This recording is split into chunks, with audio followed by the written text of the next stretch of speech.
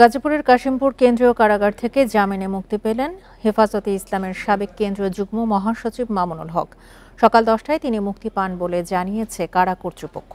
Kashimpur high security কেন্দ্রীয় কারাগারের senior jail super Subrata Kumar Bala জানান, বিকাশে কম খরচে ক্যাশ আউটের লিমিট বেড়ে 50,000, প্রিয় এজেন্টও 2টা।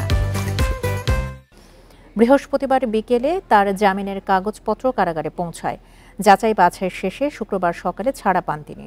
2021 সালের 18 এপ্রিল মামুনুল হককে গ্রেপ্তার করে পুলিশ। তার বিরুদ্ধে ঢাকায় এবং ঢাকার বাইরে মোট 41টি মামলা রয়েছে। সব মামলায় জামিন পাওয়ার পর কারামুক্ত হলেন তিনি।